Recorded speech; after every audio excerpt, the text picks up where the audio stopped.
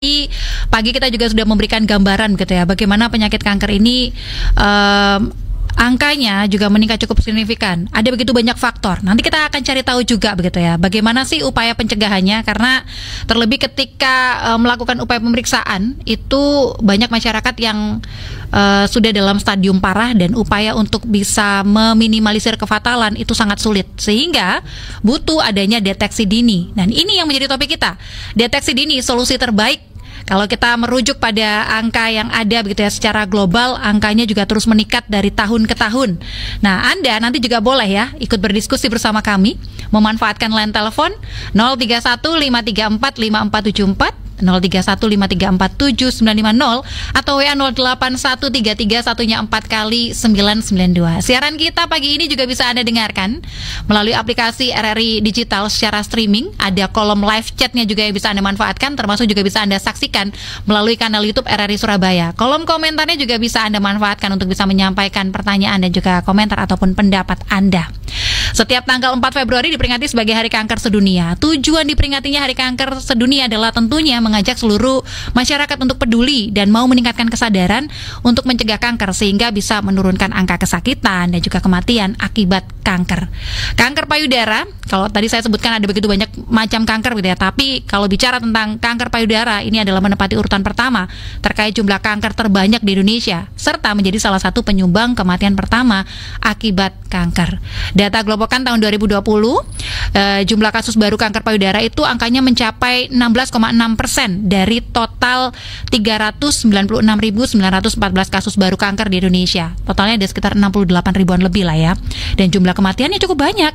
Itu bisa lebih dari 22.000 jiwa kasus. Ini yang kemudian memunculkan keprihatinan. Bagaimana sih upaya untuk menekan? Saya tidak sendiri.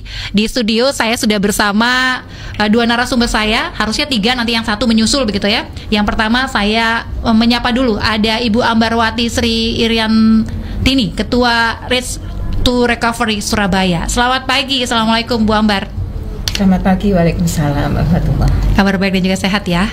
Alhamdulillah. Terima kasih sudah hadir di studio Perusahaan dari Surabaya. Ini juga ada Mbak Ika Damayanti, Breast Cancer Survivor. Selamat pagi Mbak Ika. Selamat pagi Mas Hari. Terima kasih juga sudah hadir di studio. Sehat ya Mbak? Puji Tuhan. Puji Tuhan sehat.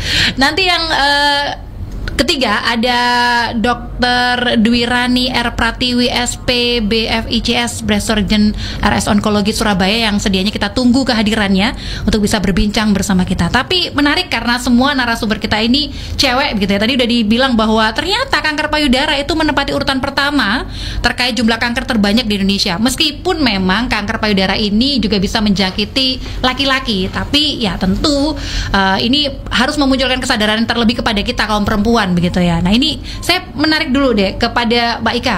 Ketika mendengar kata kanker awal mula, nanti saya juga tanya ke Ibu Ambar, apa sih di benak kita? Apa sih kalau saya secara pribadi udah yang takut, khawatir gitu ya. Apa tapi waktu itu ketika mendengar kata kanker? Ketika mendengar kata kanker sebelum saya didiagnosa ya. Saya nggak peduli. Oh. Karena cuek aja. Karena cuek aja. Itu jauh dari saya. Okay. Gitu. Keluarga saya juga nggak ada yang kena kanker. Itu kan penyakit keturunan. Jadi ya saya aman-aman aja. Itu pikiran saya pertama. Cuek aja. Cuek. Sebelum didiagnosis. Sebelum. Bu Ambar, apa ketika mendengar kata kanker? Apakah sama seperti Mbak Ika? Sama, tidak jauh beda dengan Mbak Ika. Karena kita mesti mikirnya kalau kanker itu genetik gitu ya. Padahal sebetulnya sedikit faktor resiko dari genetik itu tadi. Jadi rata-rata kita sepakat ya. Saya pun secara pribadi kalau ngomongin soal kanker, ya paling doanya mudah-mudahan nggak kena gitu ya. Betul. Tapi lebih kepada yang cuek sih gitu ya. Oh enggak lah, saya nggak ada faktor genetik gitu ya. Mama saya aman, nenek saya juga aman, atau keluarga besar saya juga aman begitu ya. Itu awalnya sepakat berarti kita ya. Berarti nggak peduli ya. Iya. Jadi ini gambaran masyarakat Indonesia sebenarnya. Kenapa akhirnya kasus kanker, terutama kanker payudara itu tinggi ya karena ketidakpedulian kita ternyata. Tapi setelah didiagnos bahwa saya ternyata yang tidak punya faktor genetik itu tadi mengidap penyakit kanker payudara, itu apa? Saya. Ketika saya didiagnosa, respon saya pertama adalah nggak mungkin gitu ya. Balik tadi ke data bahwa orang yang terkena kanker biasanya adalah mereka yang punya genetik gitu. Tapi udah saya nggak bisa ngapa-ngapain. Kemudian saya baru tahu ketika saya didiagnosa, saya baru tahu bahwa ternyata faktor lifestyle itu memegang peranan penting. Oke. Justru dari yang tadi genetik itu sekitar 5-7%. Begitu. Cukup kecil angkanya sebenarnya ya. Betul, iya. Nah, lifestyle ini yang memang perlu diperhatikan. Usia berapa waktu itu ketika didiagnosa mengidap penyakit kanker payudara? Waktu itu usia saya 28 tahun. Ya, dan waktu itu baru pindah Surabaya. Kemudian juga saya merasa bahwa itu adalah usia produktif yang nggak mungkin banget, karena setahu saya orang yang terkena kanker itu adalah mereka-mereka yang usianya 40 tahun ke atas, gitu. Dan ternyata saya didiagnosa di usia 28 dan pada waktu itu bisa dibilang saya pasien paling muda di rumah sakit onkologi. Apa perasaannya ketika tahu di usia muda begitu bahwa sudah ternyata gitu. Jadi ini mematahkan semua yang kita pikirkan bahwa penyakit kanker itu genetik lah, kemudian usia muda itu nggak mungkin kena kanker lah gitu. Apa kemudian yang ada di benak saat itu? Pasti ya semua perempuan ketika dinyatakan mengidap suatu penyakit hancur gitu. Tapi Mbak Ika bagaimana? Ya, pertama tadi denial ya, kemudian yang kedua ketika memang tahu bahwa itu benar-benar kanker, saya pikir, waduh, umur saya nggak lama nih. Oke, udah langsung ke sana nih. Udah langsung ke sana. Karena tahu bahwa penyakit kanker itu penyakit mematikan, nggak ada obatnya gitu ya. Oke. Dan kemudian ketika saya sudah mulai treatment, saya ngerasa bahwa kayaknya saya bisa deh ini. Bisa terus melanjutkan. Akhirnya ya sudah itu. Jadi menjalankan treatment itu dengan semangat. Justru malah ada semangat ya. Biasanya orang kan kalau udah kena penyakit drop aja ya. Udah itu tadi ketika bakalan mati nih gitu kan. Udah yang ya udah berserah aja, lebih memperbanyak ibadah mungkin ya gitu kan. Udah takut aja sendiri. Tapi dari mana kekuatan itu muncul sehingga saya bisa melalui itu? Kekuatan itu muncul dari orang-orang di sekitar, dari keluarga, dari suami, dan kemudian kenapa saya semangat itu karena saya pingin cepat-cepat selesai treatmentnya. Ayo cepetan selesai karena pertama dioperasi, saya pikir dioperasi udah selesai gitu ya. Ternyata ada kemo. Saya mesti kemo 6 kali. Jalani kemo. Saya pikir udah selesai juga. Ternyata ada 32 kali radioterapi. Jadi saya pikir udah deh cepat aja selesaiin aja gitu. Masih bisa gitu. Jadi sebetulnya bukan semangat untuk sembuhnya pada waktu itu, tapi lebih ayo cepetan selesai itu karena saya pengen buru-buru kerja, cari kerja lagi. Iya. Ngitungin hari dong ya, nyentangin tanggal berapa gitu nggak sih? Iya, bosen. Jadi itu memang benar adanya ya ketika kita hari ini kemo pertama nih, hari ini kemo itu memang udah benar-benar dilalui sama Mbak Ika waktu itu. Wow, luar biasa ya. Tapi memang ini adalah sebuah proses yang akhirnya ketika dideteksi lebih awal, stadium berapa waktu itu Mbak? Waktu itu saya stadium 2A. Itu boleh dibilang masih awal ya? Bisa dibilang awal. Sehingga itu tadi ada upaya penanganan secara cepat dan akhirnya bisa dinyatakan sembuh. Betul. Bukan sembuh, survive. Ya, maaf. Survive. Karena kalau udah kena kanker itu bisa muncul lagi gitu ya. Survive. Ini yang kemudian pernah ditanyakan juga nggak bahwa gaya hidup saya yang seperti apa sih yang salah kok sampai akhirnya saya kena kanker, itu pernah muncul nggak? Karena kan penolakan banyak itu tadi kan. Kalau saya mungkin pikiran ya. Saya tuh cepat stres. Saya cepat stres. Terus tidak bisa mengontrol pikiran, selalu mikir yang macem-macem deh. Overthinking itu kan? Kayak gitu. Saya tertohok loh ini. Karena rata-rata tipikal perempuan Indonesia itu pemikir, bener gak sih? Betul. Ya itu dia yang harus kayaknya udah harus dibatasi gitu ya. Harusnya slow ya. Itu dia. Harusnya dinikmatin aja gitu kan ya. Itu yang akhirnya membuat ternyata tertimbun dan agaknya benar ya bahwa pikiran itu sekian puluh persennya menyumbang penyakit dalam tubuh kita. Iya. Kalau saya sih setuju itu ya, karena lifestyle itu nggak cuma apa yang kita makan atau aktivitas kita olahraga atau apa, tapi justru yang paling penting adalah pikiran. Itu dia. Tapi ketika dalam kondisi terpuruk seperti itu, bagaimana respon keluarga, orang-orang terdekat? Dapat support nggak? Atau justru malah merasa tertutup aja, pengen sendiri aja? Nah, kebetulan waktu itu saya baru pindah Surabaya. Keluarga saya itu banyak yang di Jakarta. Jadi kalau yang di Surabaya itu adalah keluarga dari suami. Ya mereka mensupport. Dan yang penting itu tidak banyak informasi masuk. Kamu mesti kesini, coba ini itu. Biasanya begitu ya. Itu sesuatu yang buat saya, saya beruntung ya di sini gitu. Jadi nggak banyak informasi masuk. sehingga saya bisa fokus ke medis. Oke, baik. Jadi satu aja jalannya nih yang ditempuh ya. Iya. Oke, fokusnya di medis Yakin begitu ya. dah di situ. Oke. Ini bersyukur karena ketika didiagnosa mengidap kanker payudara stadium 2A, kemudian punya keluarga yang care, support dan lain sebagainya, ini support sistemnya jalan banget. Tapi ada begitu banyak orang-orang di luar sana yang mungkin tidak seberuntung Mbak Ika begitu ya, atau justru malah menutup diri. Nah, ini yang kemudian butuh dong teman-teman komunitas yang sama-sama berjuang. Biasanya kalau orang senasib itu kan merasa saling memiliki ya. Nah, ini saya ke Bu Ambar. Bu Ambar, ini yang menarik juga bahwa ada sebuah komunitas yang kemudian menaungi begitu ya teman-teman atau saudara-saudara kita yang dalam kondisi sama begitu mengidap kanker payudara dan butuh support. Ini Bu Ambar sebagai ketua Reach to Recovery Surabaya, ini terinspirasi dari apa sih kemudian terbentuk komunitas ini gitu? Ini sebetulnya saya mau menyampaikan bahwa nama saya Ambar, saya sudah 63 tahun dan saya menjadi survivor sudah hampir 15 tahun, alhamdulillah sampai sekarang masih sehat, tapi masih dilewati sama Mbak Ika yang sudah 25 tahun. Karena lebih dulu ya. Iya, kalau Bu Ambar usia berapa, mohon maaf, ketika didiagnosa? Waktu itu 49. Ya, baik. Jadi Reach to Recovery Surabaya itu adalah sebuah support group khusus untuk penderita kanker payudara dengan tujuan memberikan dukungan secara psikologis, emosional, serta memberikan informasi bagi para penderita kanker payudara dan keluarganya untuk membuat keputusan yang tepat terkait dengan treatment atau pengobatan yang sedang dilakukan, serta memotivasi untuk sembuh supaya kualitas hidupnya itu optimal gitu. Oke. Jadi istilahnya ini adalah wadah di mana teman-teman ketika dinyatakan mengidap penyakit kanker itu nggak terpuruk, tapi punya teman yang saling support gitu ya, bisa saling tukar pikiran, bisa bercerita, bisa dapat informasi kekuatan dan semangat begitu ya. Oke, ini tahun berapa sebenarnya komunitas ini didirikan? Tahun 2005. Dan 21 itu Mei 2005. Diinisiasi karena Bu Ambar survivor juga. Kalau RRS-nya itu lahir melalui acara Breast Cancer Gathering pada tanggal 21 Mei 2005 yang diadakan di Hyatt Hotel Regency Surabaya.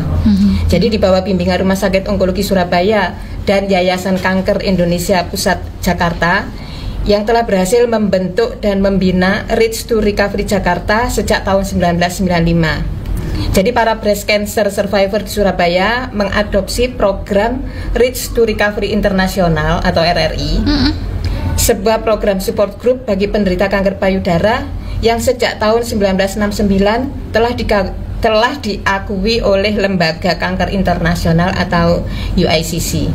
Jadi saya sebetulnya tergabung dengan RRS itu baru sekitar 4 tahunan, tapi RRS itu berdiri sudah sejak tahun 2005. Jadi 21 Mei besok itu sudah 20 tahun. Oke, wow, ini luar biasa karena memang tidak hanya sebatas sebuah komunitas, tapi ada bentuk support begitu ya, sesama dengan perempuan untuk bisa berjuang sama-sama gitu. Tapi apa yang bisa dilakukan dalam kegiatan komunitas ini untuk bisa saling support misalnya?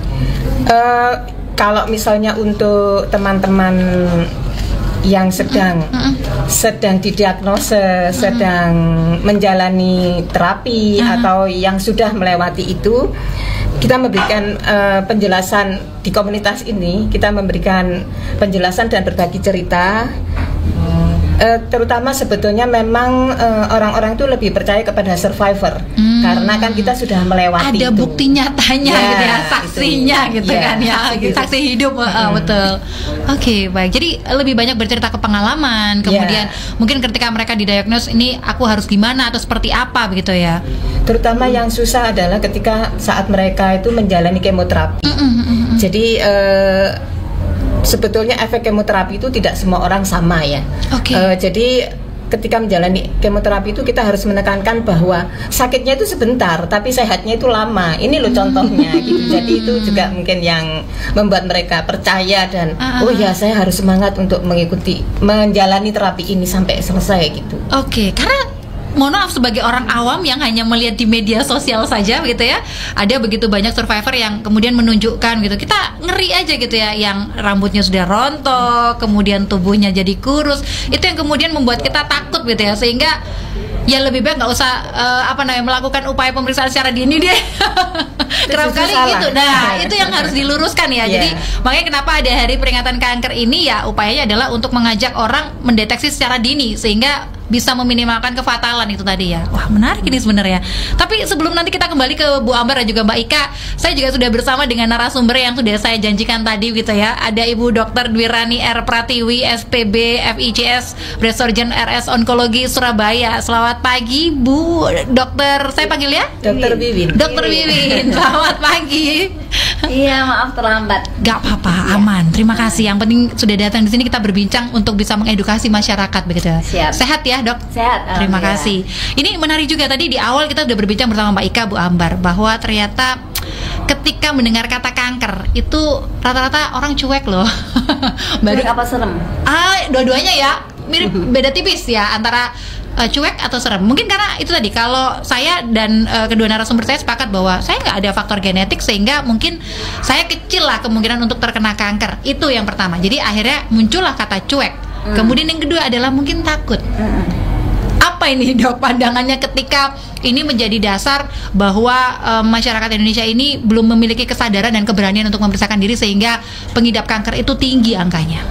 Yes, benar banget. Jadi selamat pagi semuanya. Benar, serem dan takut. Dan cuek ya. Cuek itu sebenarnya karena merasa bahwa itu jauh gitu dari kita kan. Tapi sebenarnya kanker itu kan sebenarnya adalah sel kita sendiri yang menjadi nakal, gitu. Jadi artinya bagaimana kita mau cuek gitu ya. Apalagi kalau dulu mungkin iya ya Mbak ya, dulu kita belum punya apa-apa, belum punya senjata untuk memerangi ini. Artinya sarana obat, sarana apapun yang kita gunakan sekarang untuk melawan kanker ini tidak banyak, sehingga wajar lah kalau dulu itu kita takut ya.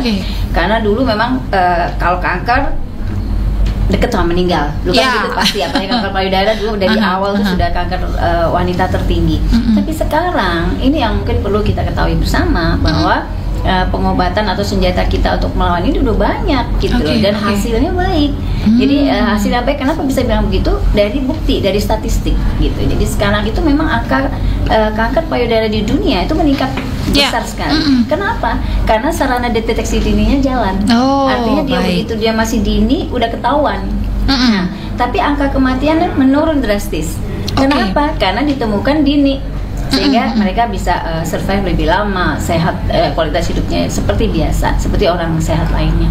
Itu yang mungkin perlu kita tularkan sekarang, bahwa sekarang ada kanker payudara itu sudah begitu majunya pengobatannya, begitu majunya cara deteksi dininya, sehingga jangan sampai kita mengabaikan atau cuek lagi gitu.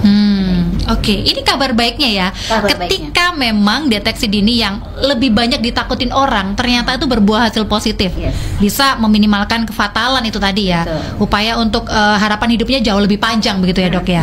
Tapi kalau kita bicara memang terkait dengan kanker kan banyak nih ya. Kanker paru-paru, kanker leher rahim dan lain sebagainya. Tapi memang yang merujuk di Indonesia yang angka paling tinggi adalah kanker payudara. Untuk wanita. Untuk wanita, betul. Ini yang memang sebagai penyumbang kematian tertinggi juga. Iya, betul. Apakah memang itu tadi minimnya kesadaran sehingga mengakibatkan hal tersebut? Minimnya bukan kesadaran, sebenarnya pengetahuan ya lebih tepatnya. Baik. Pengetahuan. Seperti kayak Mbak bilang tadi kan nggak ngerti nih soalnya. Kita sekira karena genetik gitu. Padahal ternyata yang genetik itu cuma 5-10%. Iya. Gitu. Jadi karena pengetahuan saya rasa. Jadi dengan seperti ini saya rasa bagus sekali kalau kita bisa saling berbagi gitu. Tapi kenapa perempuan Indonesia tuh gampang banget terpapar untuk kanker payudara? Apa yang salah sebenarnya? Gaya hidup kan seperti tadi dikatakan Mbak Ika atau apa? Jadi sampai sekarang itu memang yang kita ketahui sebabnya itu cuma yang tadi ya 5-10% karena genetik. Yang 90% belum kita ketahui dengan tepat. Tetapi memang yang perlu kita ketahui bersama ya, para teman-teman perempuan semua, Indonesia itu angka kanker payudara wanita muda itu lebih tinggi daripada negara lain. Baik. Nah, jadi kita lebih muda yang terkena. Jadi kalau di negara lain itu peaknya itu 50 tahun ke atas, kita peaknya 40-50. Wow. Nah, jadi itu sangat ya concern ya kita ya, kenapa? Tapi kalau saya selalu ngobrol sama ibu-ibu, apa sih yang berubah dari dulu sampai sekarang? Gaya hidup. Coba kalau kita pikir gaya hidup anak-anak kita sekarang beda banget sama saya, terutama saya yang tua di sini ya, itu beda banget. Nah, jadi paling tidak seperti tadi saya bilang, kanker adalah perubahan sel. Sel itu milik kita sendiri, ada di dalam tubuh kita. Jadi kalau dia berubah, pasti ada something wrong yang kita lakukan, gitu ya, sehingga dia berubah gitu. Contoh gaya hidup seperti apa sih yang mungkin ini simple aja memberikan gambaran gitu ya. Kalau tadi mungkin kalau pengalaman Mbak Ika secara spesifik menyebut saya orangnya gampang stres, memikir gitu. Wah, saya langsung tertohok loh karena saya orangnya baperan. Gak kelihatan tapi ya. Terus gimana dong, Dok? Apa gaya hidup yang seperti apa sih gitu? Yang paling menonjol itu mager. Rebahan ya? Mager. Sebenarnya bukan rebahan mereka ya. Apa dong? Mereka lebih sering duduk kan? Duduk karena mereka semua serba gadget. Iya. Dia gadget sudah asik, udah lupa, nggak berdiri, nggak bergerak. Itu yang saya rasa. Karena ternyata dalam penelitian olahraga, sport itu sebenarnya 15-30% itu sebenarnya memberikan apa ya, kontribusi sebagai prevensi kanker itu sampai 15-30%. Dia cukup tinggi. Jadi kalau kita rajin berolahraga, itu paling tidak antioksidan itu banyak yang masuk ke dalam tubuh kita. Dan kita tahu bahwa sel kita itu sama antioksidan itu seneng banget kan, sehat gitu ya. Dan dengan olahraga juga kita membuat sel-sel rusak itu akan cepat terperbaiki. Itu yang pertama. Yang kedua, begadang. Ini udah mager, gadget, pasti kan asik nih. Lupa dia. Padahal dalam ilmu kesehatan tuh jam 11 sampai jam 2 malam itu adalah waktu terbaik kita untuk tidur. Kenapa? Karena sel-sel kita memperbaiki dirinya pada saat itu. Jadi kalau kita bilang turun mesinnya kita itu ya pada jam 11 sampai jam 2. Jadi saya selalu bilang sama teman-teman semua ya, terutama anak-anak ya, kalau misalnya ada kerjaan, tidurlah dulu jam 11 sampai jam 2. Kan 3 jam cukup lah. Maksudnya 3 jam itu lumayan gitu. Habis itu jam 2 bangun lagi nggak tidur, misalnya karena ada kerjaan, monggo, itu biasanya lebih seger dibanding kamu terus bangun jam 3, jam 4 baru bobo. Pasti nggak enak bangunnya. Gitu. Karena memang tubuh itu punya jamnya begitu ya, untuk kapan diistirahatkan dan lain sebagainya. Jadi waktu servisnya itu sebenarnya udah ada. Gitu. Sebenarnya simpel ya, ketika kita ini mau jauh dari penyakit, tidak saja kanker. Semua penyakit itu ya bermulanya dari ya bagaimana kita mengontrol tubuh kita, pikiran kita dan sebagainya, seperti dikatakan oleh Dr. Wiwin begitu ya. Tapi mungkin karena saat ini kita menghadapi tantangan perubahan zaman begitu ya istilahnya, sehingga semua aktivitas kegiatan itu berubah begitu ya. Tapi ketika kesadaran itu sudah mulai muncul, banyak informasi yang didapat, harapannya memang bisa ditekan ya untuk angka kanker payudara sendiri begitu ya. Tapi seberapa paham nggak sih perempuan Indonesia untuk bisa melakukan upaya deteksi dini, katakanlah tadi melalui Sadari begitu? Ya, jadi tadi mungkin Mbak Ika sama Bu Ambar sudah sampaikan bahwa Sadari itu sebenarnya bukan cara deteksi dini yang utama, ya kan? Tapi dia membuat kita itu mengenal payudara kita secara dini. Terbukti, ya ini saya mau kasih angka nih. Di Indonesia itu ada angka yang menyebutkan bahwa 60-80% wanita itu datang dalam keadaan terlambat, ya kan? Tapi ternyata di rumah sakit onkologi tidak, alhamdulillah. Gitu. Jadi malah banyak yang datang di tengah lah, stadium 2A, di mana memang dikatakan bahwa benjolan di dalam tubuh itu biasa di payudara khususnya baru terlambat itu setelah 2 cm. Nah, mereka datang biasanya setelah 2 cm itu mereka datang. Dan itu berarti kan masih stadium 2, 2A, 2B lah. Nah, itu yang banyak di kita, alhamdulillah itu.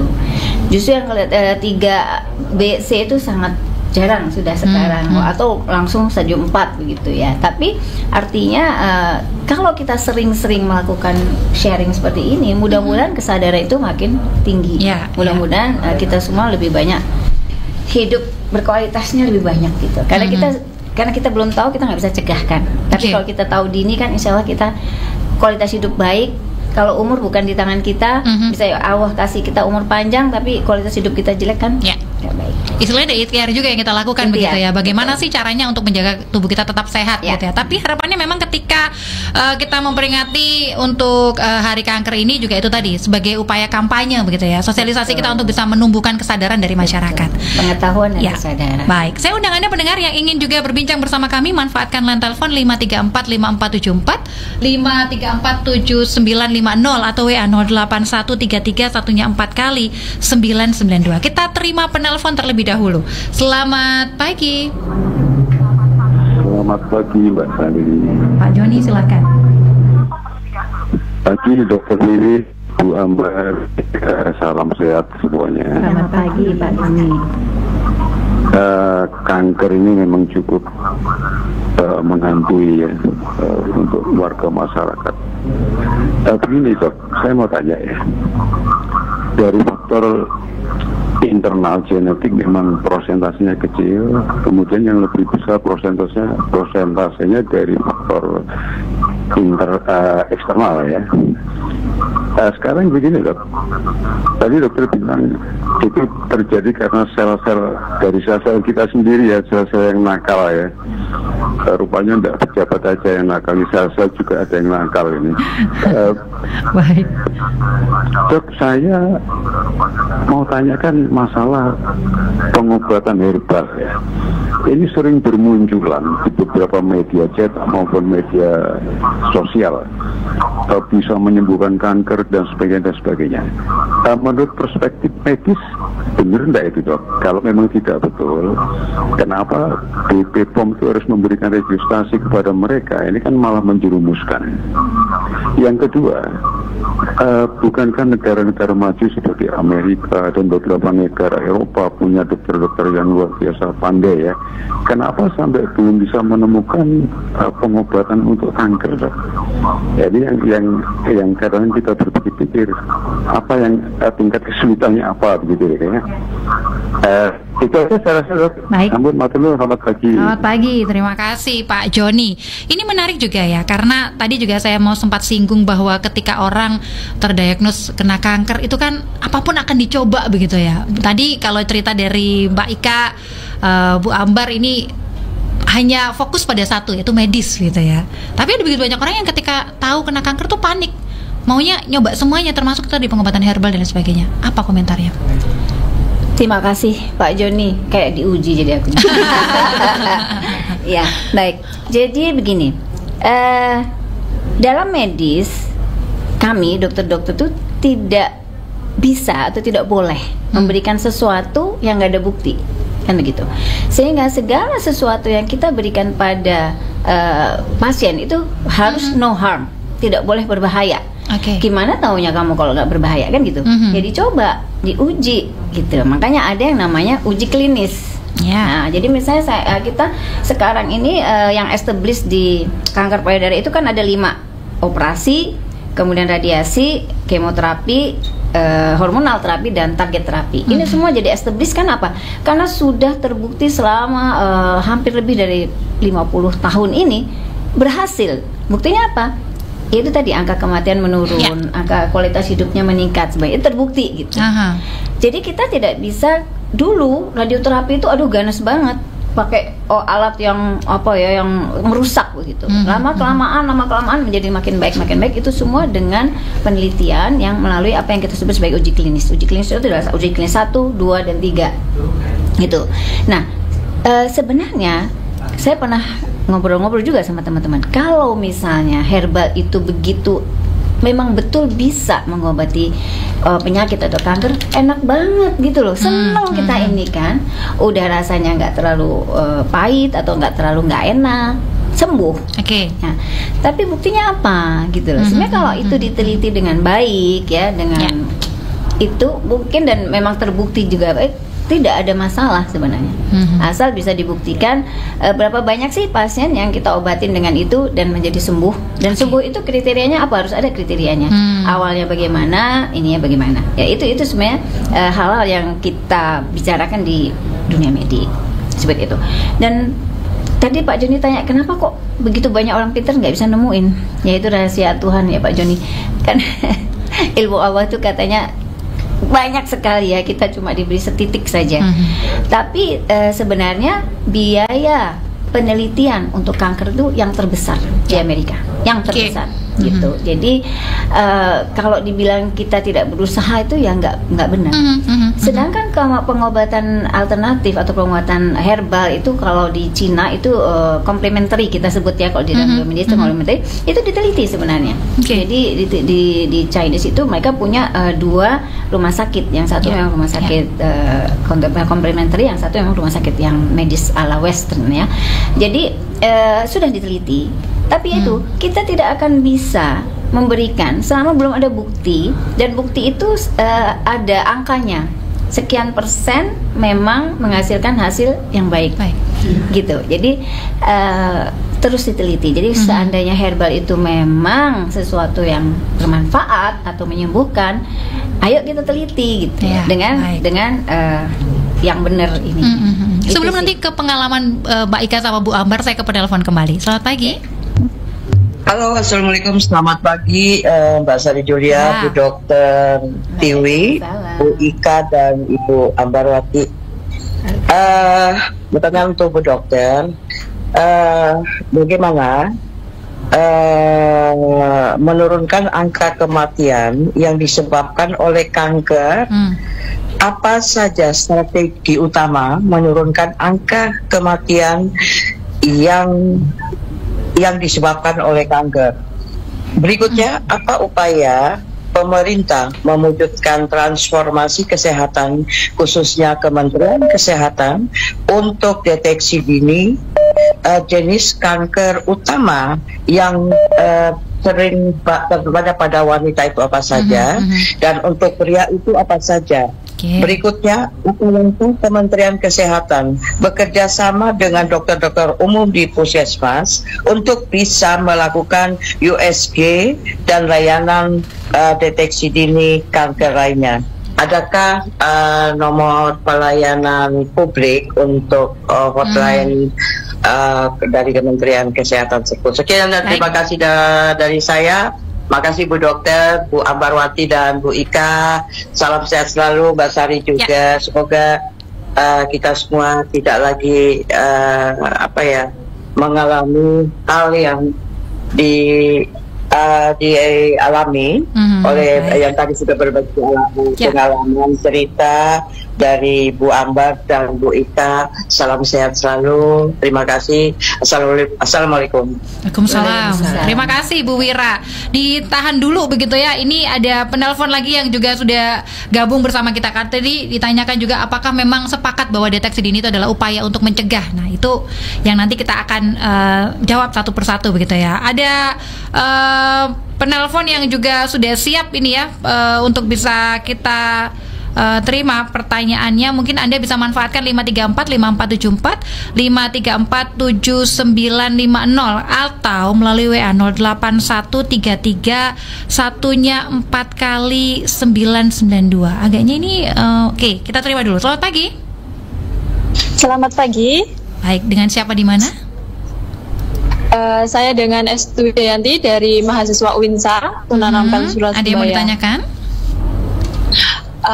Begini, saya kan masih mahasiswa. Nah, Kak, untuk bagaimana di usia mahasiswa seperti saya ini mengenali gejala untuk mengenali kanker payudara tersebut.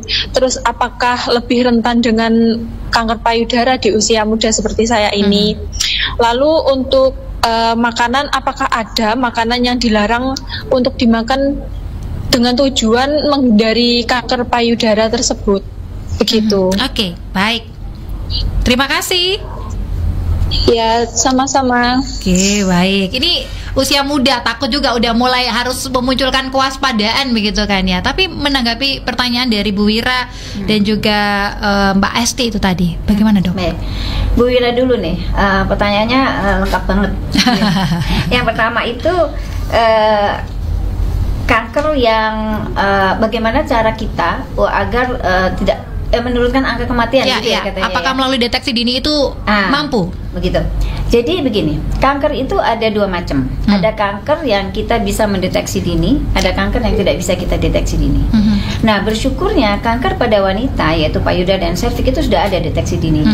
Kalau kanker serviks kita sudah tahu dengan pap smear ya, dan itu sudah jadi saya anukan bahwa pencegahan itu ada tiga malah. Pencegahan primer, pencegahan sekunder dan pencegahan tersier. Pencegahan primer itu kalau kita tahu sebabnya. Jadi contohnya misalnya sakit tifus karena kuman, ya udah jangan makan makanan kotor kan gitu ya. Kemudian kalau pencegahan sekunder tuh kita nggak bisa tahu penyebabnya, tapi kita bisa mendeteksi dini. Jadi kalau kita ketahui dini, kita cepat ngobati, insya Allah dia sembuh. Kalau pencegahan tersier ya udah kena, ya udahlah kita obati sebagaimana mestinya. Jadi dia tidak lagi mempunyai kesempatan sembuh sebesar yang sekunder atau primer seperti itu ya. Tapi itu pun pada kanker payudara ternyata pencegahan tersier ini berkembang yang tadi saya sampaikan. Nah, jadi kalau di payudara Bu Wira, payudara dan perempuan itu payudara dan serviks. Bagaimana cara menurunkan angka kematian tadi? Betul, dengan deteksi dini. Karena kita tahu caranya. Untuk payudara dengan mamografi, USG ya, kemudian kalau untuk serviks dengan pap smear, dan malah sekarang ada pencegahan primer untuk serviks yaitu vaksin. Jadi karena kita HPV tahu, ya. HPV karena kita tahu 90% sebabnya adalah viral virus HPV, jadi kita punya vaksinnya. Jadi sudah bagus kan ya. Jadi deteksi dini memang jawaban terhadap itu. Nah, itu sudah diprogramkan oleh pemerintah. Jadi pemerintah sudah punya program pada kalau saya 5 kasus kanker tertinggi ya, kanker tinggi yaitu ya payudara, serviks, usus, paru, dan satunya saya lupa. Nanti saya sambil ingat-ingat ya. Jadi kalau untuk payudara dan serviks itu di puskesmas sudah bisa. Sudah bisa, betul. Tapi untuk payudara memang awalnya memang sadanis namanya, pemeriksaan payudara oleh klinisi, oleh dokter. Tadi kan ditanyakan kalau di dokter umum dan di puskesmas itu bagaimana? Datang aja, kita mau periksa payudara dan serviks untuk screening perempuan gitu ya. Mereka akan meriksa, tetapi sekali lagi untuk payudara khususnya itu sangat tidak jauh akurasinya, hanya dari pemeriksaan klinis jauh akurasinya. Jadi selalu harus dianjurkan untuk mempunyai pemeriksaan tambahan seperti USG dan mamografi. Jadi pasti akan dikirim untuk pemeriksaan lanjut ke rumah sakit yang lebih tinggi tingkatnya. Itu untuk ini. Sedangkan untuk paru-paru sekarang sudah ada program namanya CT scan ya. Jadi dengan tomografi namanya, itu sudah mulai diadakan. Kemudian untuk usus juga pemeriksaan darah di dalam, mohon maaf, di dalam kotoran, di dalam feses itu ya, terutama pada orang-orang yang di dalam keluarganya banyak yang mengalami kanker usus. Itu diwajibkan untuk melakukan screening darah samar dan kolonoskopi gitu. Jadi sebenarnya sudah ada itu program itu. Jadi pada 5 kanker tertinggi di Indonesia itu sudah ada programnya. Artinya tinggal kita aja mau atau tidak. Dan pengetahuan tadi, penyebarluasan pengetahuan ini sehingga ya orang kalau nggak tahu kan bagaimana dia mau datang gitu. Itu yang satu. Kemudian tadi apalagi ya? Tadi sudah ya, jadi kanker yang upayanya bisa dicegah. Dan saya ingin sampaikan bahwa sebenarnya umur tuh bukan urusan kita ya.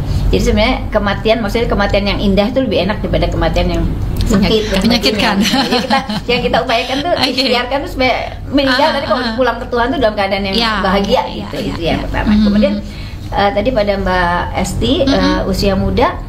Jadi saya bicara soal kanker payudara dan kanker serviks. Kanker serviks itu sudah ada vaksinnya Mbak Esti. Vaksin itu diberikan terutama khususnya pada orang-orang yang justru belum menikah atau belum melakukan hubungan seksual. Kalau di Indonesia kita SD 12 tahun itu sudah bisa didapat di puskesmas malah. Jadi tolong kalau Mbak Esti belum menikah, monggo sekarang waktunya untuk dilakukan. Yaitu. Kemudian setelah menikah paling tidak 3 tahun setelah melakukan hubungan seksual yang pertama mulai melakukan pap smear. Itu secara rutin 1 tahun sekali kalau kita masih aktif. Nanti makin tua makin boleh jarang. Kalau yang payudara sudah mulai tumbuh payudara, kita sudah mulai memperkenalkan pada anak-anak kita kalau ada sesuatu yang lain di payudaranya bilang. Entah itu benjolan atau itu apa. Ada satu cerita mungkin ya, kita sudah sering mengatakan ini. Ada satu cerita kita yang termuda itu 16 tahun kanker payudara di rumah sakit kami. Kemudian ada waktu itu 19 tahun dia datang karena mengeluarkan cairan dari payudaranya, cairan yang berwarna merah. Dan itu diketahui oleh ibu. Ibu itu melihat dia punya anak gadis 3, kok salah satu uberanya ini selalu ada bercak coklatnya. Saya dilihat ternyata ada salah satu anak bungsunya justru. Itu ternyata setelah kita lihat itu kanker. Jadi hal-hal apa saja yang ada di ini mungkin si gadis ini tahu ada cairan, tapi kan dia nggak tahu bahwa itu sebenarnya bahaya gitu. Jadi itu mungkin harus disampaikan pada anak-anak, pada anak cucu, pada keponakan semua. Ada apa saja di payudara bilang dulu, periksa dulu. Gitu. Jadi kita biasanya menganjurkan 17 tahun USG awal, USG namanya baseline ya. Nanti kalau nggak ada apa-apa dan dirawat keluarga nggak ada masalah, 20 tahun. 20 tahun nggak ada apa, 25. Nanti berkala pastinya ya, ada pemeriksaan terus. Ini yang memang betul harus dilakukan. Nah, katanya sih kalau orang Indonesia itu harus ada bukti dulu baru percaya. 2 ini sudah kita hadirkan. Apakah sepakat juga apa yang dikatakan Dr. Wiwin bahwa ketika deteksi dini itu upaya juga benar-benar loh untuk bisa itu tadi menekan angka penyakit kanker sendiri dan juga angka kematian, Mbak Ika? Ya, saya setuju dengan apa yang dikatakan Dr. Wiwin. Ya, kita semua tahu ya bahwa yang namanya deteksi dini itu bisa mengurangi bukan resiko ya dok, tapi kalau kita diketahui secara dini, treatmentnya itu juga lebih mudah, murah. Terus tingkat kesembuhannya juga tinggi, kualitas hidup pasti baik. Nanti kita semua sepakat bahwa deteksi dini adalah salah satu upaya kita bersama sebenarnya begitu ya. Tapi itu tadi ada beberapa orang yang mungkin dari segi informasi itu belum didapatkan. Padahal sekarang kan apapun bisa kita dapatkan gitu dari genggaman tangan gitu ya. Ini bagaimana untuk teman-teman sendiri katakanlah Mbak Ika, Bu Ambar ini kan saksi hidup tadi kita bilangnya ya. Itu bisa menyampaikan hal ini kepada masyarakat gitu ya, agar lebih aware gitu. Gimana Mbak Ika, Bu Ambar? Silakan. Kalau saya memang merasa pentingnya deteksi dini dan terutama sadari ya, itu karena saya ketika ketahuan tuh sudah stadium 3B dan ganas. Padahal saya tidak merasakan apa-apa gitu loh, tidak ada perubahan pada bentuk payudara saya dari tanda-tanda yang biasanya kita bisa baca gitu ya. Itu kenapa kita harus penting sadari untuk selalu periksa payudara sendiri, terutama sekarang makanya kita juga di RRS itu selalu memberikan edukasi kesehatan tentang sadari dan deteksi dini itu supaya anak-anak itu lebih aware ya terhadap kesehatan payudaranya. Karena saya ngalamin itu, jadi saya pertama cuek karena tidak ngerti. Ya. Saya awalnya tidak ngerti, terus kemudian setelah itu tadi cueknya karena enggak mungkin lah saya kena kanker ketika di riwayat keluarga saya tidak ada. Ya. Tapi justru sebaliknya, ketika saya sudah terkena, itu saya sudah operasi, kemudian 5 tahun berikutnya ibu saya justru terkena kanker serviks. Jadi saya nggak ngerti ini yang nuruni siapa waktu itu karena belum terdeteksi gitu ya. Itu dan tidak lama, 8 bulan kemudian dari ketahuan sampai beliau meninggal itu cuma 8 bulan. Dan sekarang ternyata adik-adik saya yang perempuan itu ada benjolan ya, mungkin sejenis tumor jinak gitu. Itu ternyata mungkin akhirnya kalau kita nggak terus melakukan pemeriksaan yang intensif ya, itu mungkin bisa jadi nanti kanker gitu. Jadi itu tadi memang penting untuk deteksi dini dan sadari itu. Ya apapun itulah ya, karena gejalanya bisa saja tidak terlihat seperti tadi ya. Kata Mbak Ika, kalau nggak nyeri ya saya nggak periksa kok, istilahnya gitu ya. Jadi kayaknya udah harus mulai ditumbuhkan lah ya untuk mau memeriksakan diri itu tadi. Tapi ketika tadi sudah melewati masa-masa sulit begitu ya Mbak Ika, sudah di kemo dan lain sebagainya begitu ya. Ada nggak sih perubahan selanjutnya? Karena kan survivor ya, bertahan hidup itu apa memang dari segi makanan diperhatikan? Lantas harus seperti apa untuk bisa mengedukasi orang-orang di sekitarnya Mbak Ika sendiri? Oke, kalau yang menjadi concern saya ketika saya didiagnosa itu saya usia muda. Dan waktu itu selain masalah yang saya dapatkan dari treatment, bukan masalah, rasa-rasa yang gak enak dari treatment, itu ada juga kejadian lain, yaitu saya sulit untuk mendapatkan kerja.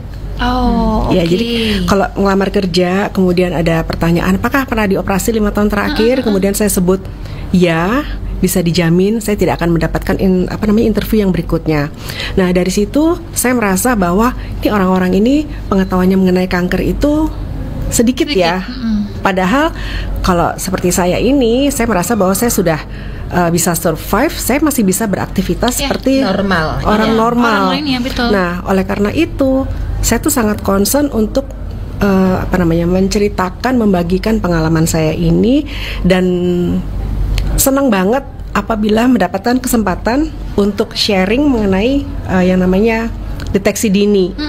Karena ya dari cuek tadi ya, saya juga merasa bagian dari si cuek itu. Ya. Saya kepingin teman-teman semua, sama seperti yang tadi Dokter Wiwin bilang, kalau sekarang usia muda itu justru malah makin banyak ya dok ya.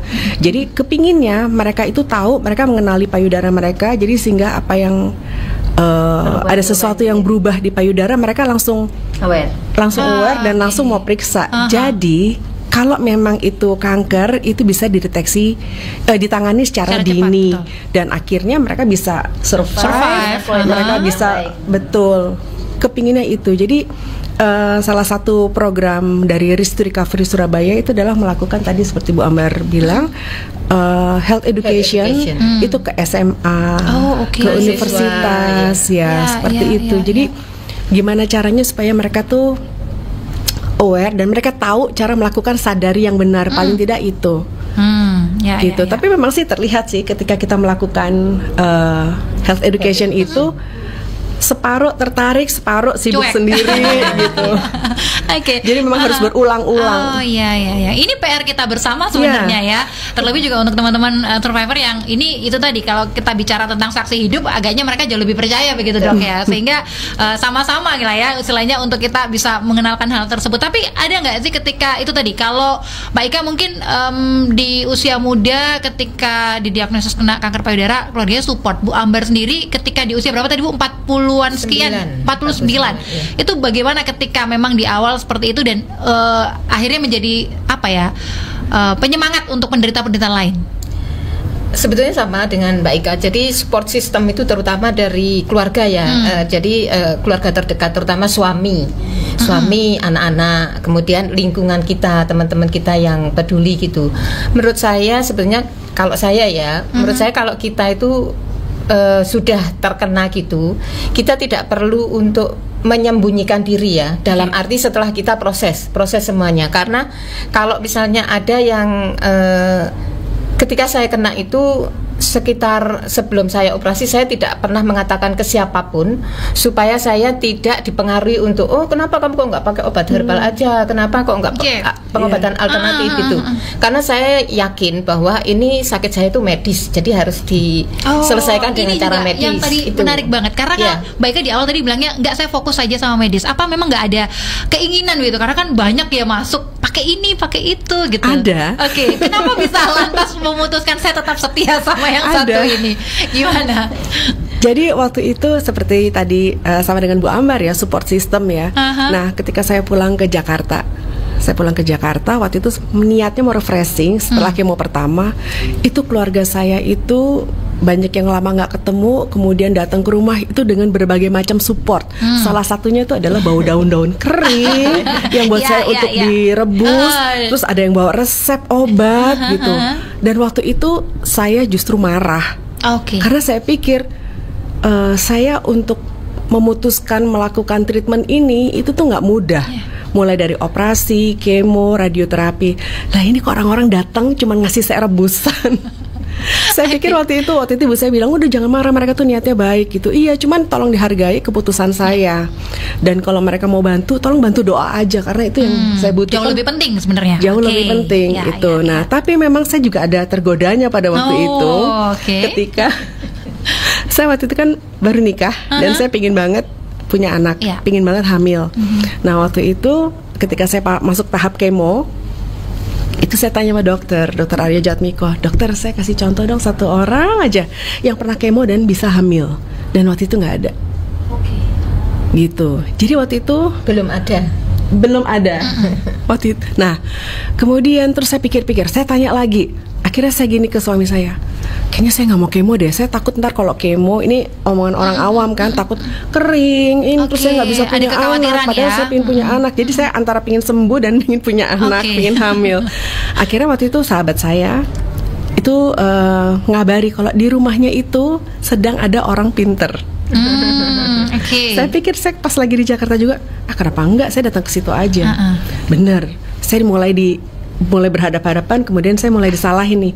Kenapa operasi? Kalau operasi itu sudah ada pisau ini, itu adalah sesuatu yang salah. Kemudian walaupun ini sudah terlambat ya, sudah agak terlambat, coba saya suntik aja biar bisa hamil. Di situ suami saya bisikin, kamu yakin?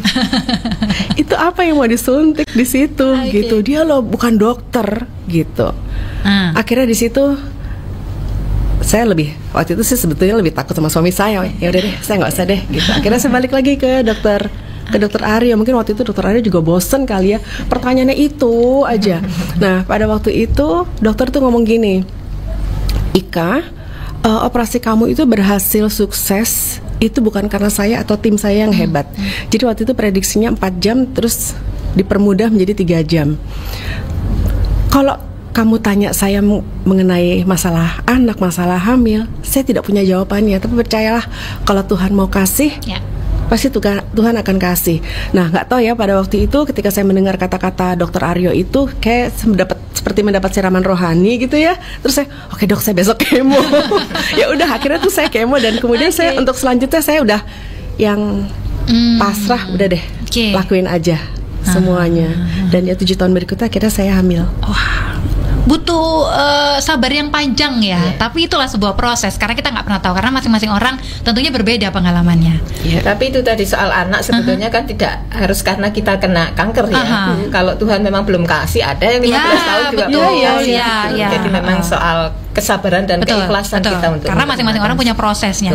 Menarik ya, karena dua survivor ini punya support system yang luar biasa dari lingkungan gitu. Tapi bagaimana dengan orang-orang yang masih menemui itu? Mungkin RRS ini bisa begitu ya membantu. Ini bagaimana cara menghubunginya ketika ada pendengar kita yang juga mungkin ingin begitu? Bagaimana? Mungkin bisa langsung, bukan mungkin ya, bisa langsung hubungi hotline RRS 081 2351 60303. Jadi bisa semua pertanyaan kalau kita bisa jawab, pasti kita akan jawab via hotline RRS itu. Nanti kita bantu ya. Kalau misalnya ada pendengar yang belum bisa mencatat nomornya, boleh kontak ke WA-nya Pro 1. Nanti kita akan bagikan juga nomor hotline ini ya. Jadi ini siapa tahu benar-benar bisa membantu begitu ya. Itu tadi upaya kita bersama lah ya, ikhtiar kita bersama untuk bisa menekan angka untuk kanker payudara dan juga kematian. Terakhir, karena waktu, sebenarnya ngobrol cewek-cewek itu nggak cukup sejam ya kan ya. Apalagi ini tadi ceritanya luar biasa, kasih support dan semangat. Saya secara pribadi aja punya semangat yang luar biasa yang bisa ditularkan oleh mereka. Apa nih yang bisa disampaikan kepada masyarakat kita, pendengar kita, berkaitan khusus juga dengan peringatan Hari Kanker? Mungkin Mbak Ika, Bu Ambar nanti ditutup sama Dr. Wiwin. Iya, saya tambahan lagi untuk Rich Recovery itu juga bisa dijangkau, bisa dihubungin melalui DM di Instagram. Instagramnya itu adalah Rich Recovery Surabaya. @Rich Recovery Surabaya. Dan di situ isinya adalah mengenai edukasi, gimana caranya supaya masyarakat itu aware. Itu ada di situ semuanya. Bisa saling dapat ilmunya, bisa dapat semangatnya juga di sana. Baik, Bu Ambar. Kalau saya itu tadi aja, deteksi dini itu penting dan juga sadari, paling tidak itu awal kita untuk lebih mengenal tubuh kita, terutama payudara kita, supaya nanti kalau misalkan ada sesuatu tuh bisa lebih cepat untuk tertangani gitu. Baik. Terakhir, Dr. Wiwin. Terakhir, sebenarnya ya, kalau kita tahu kita punya sesuatu di payudara kita tapi tidak sakit kayak Mbak Ika kemarin, bukan cuma pengetahuan yang kita perlukan, keberanian. Keberanian untuk datang. Kalau masih takut juga hubungi RRS, karena mereka adalah saksi yang tahu gitu. Kenapa RRS ini didirikan? Karena mereka tahu betul rasa takut yang mereka rasakan pertama. Jadi mereka bisa mendampingi juga orang yang takut seperti yang mereka alami yang awalnya. Jadi saya rasa support group ini sangat penting. Baik, yang paling penting adalah tadi memunculkan kesadaran, kemauan dan juga keberanian untuk bisa melakukan deteksi dini. Sekali lagi terima kasih Mbak Ika untuk sharingnya, Bu Ambar, Dr. Wiwin. Semoga ini bermanfaat ya. Ini upaya kita bersama untuk bisa menekan itu tadi ya, bahwa angka kanker, terutama kanker payudara yang didominasi paling tinggi di Indonesia, ini bisa sama-sama kita tekan melalui deteksi. Sekali lagi terima kasih. Sampai bertemu dalam kesempatan. Salam sehat. Salam sehat. Kanal informasi dan inspirasi. RRI Digital tersedia di Google Store dan App Store. RRI Digital.